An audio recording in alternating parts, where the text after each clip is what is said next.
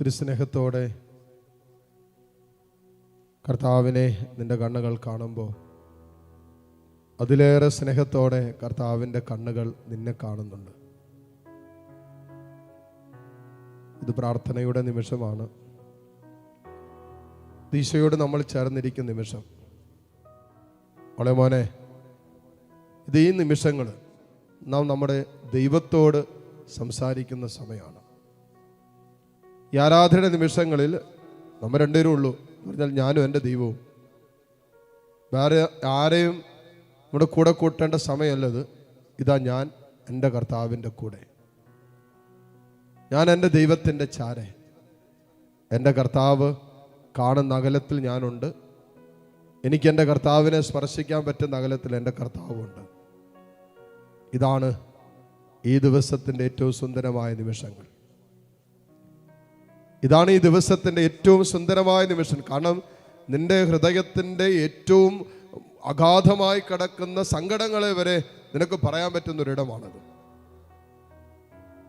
നിന്റെ ജീവിതത്തെ വല്ലാതെ വരിഞ്ഞു മുറുക്കുന്ന സ്വകാര്യ വേദനകളെ പോലും നിനക്ക് വളരെ കംഫർട്ടബിളായിട്ട്, വളരെ സുതാര്യതയോടെ ഉറക്കെ പറയാൻ പറ്റുന്നൊരു സ്ഥലമാണ്, ഇടമാണ് കർത്താവിൻ്റെ കൂടെയായിരിക്കുന്ന ഈ നിമിഷങ്ങൾ. അതുകൊണ്ട് ഈ നിമിഷങ്ങൾ എന്തുകൊണ്ടും മോളെ മോനെ സുന്ദരമായ നിമിഷമാണ്. നിനക്ക് പറയാം, നിനക്ക് പങ്കുവയ്ക്കാം നിന്റെ വേദനകളും നിന്റെ സങ്കടങ്ങളും. ഉള്ളിൽ കൊണ്ടു നടക്കുന്ന വല്ലാതെ നീറ്റുന്ന ജീവിതത്തിൻ്റെ പ്രശ്നങ്ങളില്ലേ, വല്ലാതെ നീറിപ്പുകയുന്നില്ലേ നിന്റെ ഉള്ള്, നിന്റെ ഹൃദയം, നിന്റെ മനസ്സ്, നിന്റെ ചിന്തകളൊക്കെ നിനക്ക് തന്നെ അറിയത്തില്ലല്ലോ ചില സമയത്ത്. എന്താ ഞാനിങ്ങനെ ചിന്തിക്കുന്നതെന്ന് നീ തന്നെ ചോദിച്ചിട്ടില്ലേ? അച്ഛൻ എനിക്കറിയില്ല എന്താ ഞാൻ ഇങ്ങനെയൊക്കെ ചിന്തിക്കുന്നതെന്ന്, ഞാൻ എന്താ ഇങ്ങനെയൊക്കെ പറയുന്നതെന്ന്, എന്താ ഞാൻ ഇങ്ങനെ എങ്ങനെ ആയി എന്ന് പോലും ചിന്തിച്ച ജീവിതത്തിൻ്റെ നിമിഷങ്ങളില്ലേ? ഇങ്ങനെയൊന്നും അല്ലായിരുന്നു നിലകളിൽ. സ്നേഹിക്കാൻ പറ്റുന്നൊരു മനസ്സുണ്ടായിരുന്നു, ഒരു ഹൃദയം ഉണ്ടായിരുന്നു. ഇപ്പം ആരെയും സ്നേഹിക്കാൻ പറ്റണില്ല. എല്ലാവരും മനസ്സിലാക്കാനും എല്ലാവരുടെ ഭാഗത്തു നിന്ന് ചിന്തിക്കാൻ പറ്റുന്ന ഒരു മനസ്സിൻ്റെ ഉടമയായിരുന്നു ഞാൻ ഇന്നലകളിൽ. ചിന്തിപ്പം അങ്ങനെയല്ല. ഹൃദയം അല്ലാതെ മനസ്സുമല്ലാതെ കഠിനമായി പോയി. എനിക്കാരെയും കേൾക്കാൻ തോന്നുന്നില്ല, എനിക്കാരോടും അങ്ങോട്ട് സ്നേഹത്തിൽ ഐക്യപ്പെടാൻ തോന്നുന്നില്ല. എന്തൊക്കെയോ എന്നിൽ സംഭവിച്ചതുപോലെ, എവിടെയൊക്കെയോ എൻ്റെ ജീവിതത്തിൽ ഒരു മാറ്റം ഉണ്ടായതുപോലെ. അതും പോസിറ്റീവായിട്ടുള്ളതല്ല, നല്ലൊരു മാറ്റമായിട്ട് എനിക്ക് തന്നെ മനസ്സിലാക്കാൻ പറ്റുന്നില്ല. പക്ഷെ എന്തോ ഞാൻ ഇങ്ങനെ ആയതിൻ്റെ ഒരു ഭാരവും എൻ്റെ മനസ്സിൽ ഇപ്പോഴുണ്ട്. എനിക്ക് തന്നെ മനസ്സിലാക്കാൻ പറ്റാത്ത ഒരു ഞാൻ എൻ്റെ ഉള്ളിൽ രൂപപ്പെട്ടുകൊണ്ടിരിക്കുന്ന നിമിഷമാണ് ഈ നിമിഷങ്ങളെന്ന് ഞാൻ മനസ്സിലാക്കുന്നു. ഈശോയെ, എൻ്റെ ഈശോയെ, നിന്റെ സ്നേഹത്താൽ നീ എന്നെ കഴുകണമേ എന്ന് പ്രാർത്ഥിക്കട്ടെ. നിന്റെ കാരുണ്യത്താൽ കർത്താവെ നീ എന്നെ തലോടണമേ എന്ന് പ്രാർത്ഥിക്കട്ടെ. എൻ്റെ ജീവിതത്തിൻ്റെ എല്ലാ അനുഭവങ്ങളിലും, എല്ലാ ഇടങ്ങളിലും, വേളകളിലും ഈശോയെ എളിമപ്പെടാൻ ഉള്ള കൃപ എനിക്ക് തരണമേ എന്ന് പ്രാർത്ഥിക്കാം. ജെറമ്യാ പ്രവാചകന്റെ പുസ്തകം 20-ാം അധ്യായം അതിൻ്റെ 11-ാമത്തെ തിരുവചനത്തിൽ പറയുന്നൊരു കാര്യമുണ്ട്. വീരയോദ്ധാവിനെ പോലെ കർത്താവ് എൻ്റെ പക്ഷത്തുണ്ട്. ഒരു വീരയോദ്ധാവിനെ പോലെ യുദ്ധം ചെയ്യാൻ ഇങ്ങനെ മുന്നിട്ടിറങ്ങിയ ഒരു വ്യക്തിയെ പോലെ എൻ്റെ കർത്താവ് എൻ്റെ പക്ഷത്തുണ്ട്. അതിനാൽ എൻ്റെ പീഡകർക്ക് കാലിടറും, അവർ എൻ്റെ മേൽ വിജയം വരിക്കുകയില്ല. എനിക്കെതിരെ ആര് യുദ്ധത്തിന് വന്നാലും, തെളിഞ്ഞും ഒളിഞ്ഞും ആത്മീയ ലോകത്തിൻ്റെ ശത്രു എനിക്കെതിരെ, എൻ്റെ കുടുംബത്തിനെതിരെ യുദ്ധം പ്രഖ്യാപിച്ചാലും ഞാൻ വിജയം വരിക്കും. കാരണം വീരയോദ്ധാവിനെ പോലെ എൻ്റെ കർത്താവ് എൻ്റെ പക്ഷത്തുണ്ട്. മോളെ മോനെ, ഇതാ എൻ്റെ കർത്താവ് നിൻ്റെ പക്ഷത്ത് നിൽക്കുന്ന സമയം. ഈ നിമിഷങ്ങളിൽ നീ എല്ലാ മേഖലകളിലും വിജയം വരിക്കുന്ന സമയം. നിൻ്റെ മനസ്സിൻ്റെ മേൽ, നിൻ്റെ ചിന്തകളുടെ മേൽ, നിൻ്റെ വൈകാരികതയുടെ മേൽ, നിൻ്റെ സങ്കടങ്ങളുടെ മേൽ, നിൻ്റെ ജീവിതത്തിൻ്റെ എല്ലാ മുറിവേറ്റ അനുഭവങ്ങളുടെ മേലൊക്കെ നീ വിജയം വരിക്കുന്ന സമയമാണ്. കാരണം വീരയോദ്ധാവിനെ പോലെ നിൻ്റെ കർത്താവ് നിൻ്റെ പക്ഷത്തുണ്ട്. ആ കർത്താവിനെ പരാജയപ്പെടുത്താൻ ആർക്കും പറ്റില്ല. ആ കർത്താവിനെ ചേർത്ത് പിടിക്കേ, ആ കർത്താവിനോട് ചേർന്നിരിക്കേ. ആ കർത്താവിനോട് ചേർന്ന് ഈശോ ചിന്തിക്കുന്നത് പോലെ ചിന്തിക്കാൻ, യേശുവിൻ്റെ മനോഭാവത്തിൽ വളരാൻ, എളിമയിൽ ജീവിക്കാൻ കൃപ തരണമേ എന്ന് പ്രാർത്ഥിക്കുക. കരങ്ങൾ 2 ദിവസത്തിലേക്ക് ഉയർത്തിപ്പിടിച്ച് എളിമപ്പെട്ട് പ്രാർത്ഥിക്കുന്നിടത്ത് ദൈവം പ്രവർത്തിക്കും. ദൈവം പ്രവർത്തിക്കുമെന്ന് മാത്രമല്ല, അവിടെ പിശാചന് പ്രവർത്തിക്കാനും പറ്റില്ല.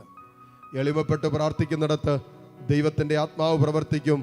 തിന്മയുടെ അരൂപികൾക്ക് ആ വ്യക്തിയുടെ മേൽ പ്രവർത്തിക്കാനും പറ്റില്ല. അതുകൊണ്ട് എളിമയെന്ന പുണ്യത്തിൽ എളിമപ്പെട്ട് പ്രാർത്ഥിക്കാൻ കൃപ തരണമേ എന്ന് പ്രാർത്ഥിക്കുക. എന്നിട്ട് ഏതാനും നിമിഷം വളരെ ശാന്തമായിട്ട് കർത്താവിനെ നോക്കി സ്തുതിച്ച് പ്രാർത്ഥിക്കട്ടെ. ഹല്ലേലൂയ, ഹല്ലേലൂയ, ഹല്ലേലൂയ. എളിമപ്പെടാനുള്ള കൃപയ്ക്ക് വേണ്ടി പ്രാർത്ഥിക്കട്ടെ. എളിമപ്പെടാനുള്ള അഭിഷേകത്തിന് വേണ്ടി പ്രാർത്ഥിക്കട്ടെ.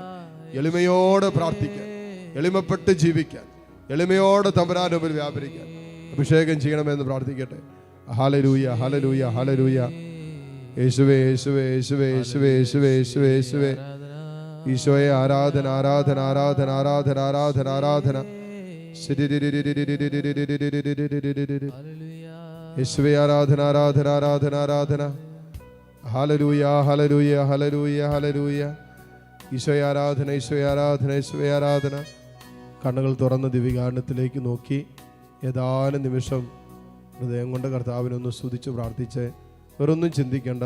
ഏതാനും നിമിഷം സ്വർഗീയ അനുഭവത്തിലായിരിക്കുക. മാലാഖമാരോട് ചേർന്ന ദൈവത്തെ സ്തുതിക്കുക. നിൻ്റെ സങ്കടങ്ങൾക്ക് വിരാമമിടേണ്ട നിമിഷങ്ങളല്ലേ? നിൻ്റെ വേദനകൾക്ക് ഉത്തരം വേണ്ടേ? നിൻ്റെ പ്രതിസന്ധികളിൽ നിനക്ക് മുന്നോട്ട് പോകാൻ പറ്റണ്ടേ? നിൻ്റെ ജീവിതത്തെ പിടിച്ചുലയ്ക്കുന്ന ഈ അനുഭവത്തെ നിനക്ക് അതിജീവിക്കണ്ടേ? ഈശോ ഏതാനും നിമിഷം ആരാധിക്കട്ടെ. നിൻ്റെ കർത്താവിനെ, ഏക കർത്താവും നാഥനും രക്ഷകനുമായ ഈശോയെ ആരാധിച്ച് സ്തുതിക്കട്ടെ. ഹല്ലേലൂയ, ഹല്ലേലൂയ, ഹല്ലേലൂയ, ഹല്ലേലൂയ, ഹല്ലേലൂയ, ഹല്ലേലൂയ, ഹല്ലേലൂയ, ഹല്ലേലൂയ, ഹല്ലേലൂയ. ഈശോയെ ആരാധന, ആരാധന, ആരാധന, ആരാധന.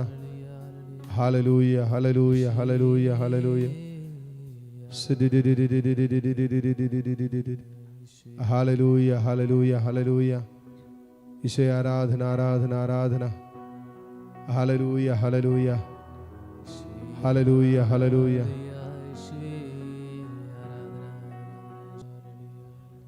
മുട്ടുകുത്താൻ സാധിക്കുന്ന എല്ലാ മക്കളും ഈ നിമിഷം മുട്ടുമേലായിരിക്കുന്നു.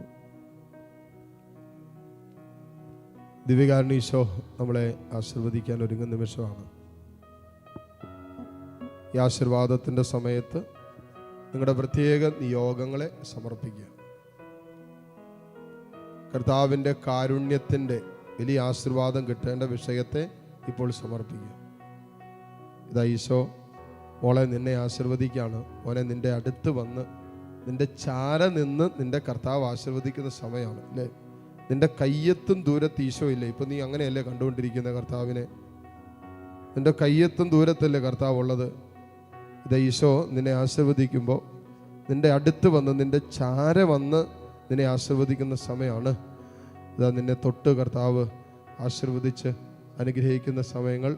താഴ്ന്ന സ്വരത്തിൽ ഈശോ സ്തുതിച്ചുകൊണ്ട് ദിവ്യകാരുണ്യ ഈശോയുടെ ആശീർവാദം സ്വീകരിക്കാം. Hallelujah, hallelujah.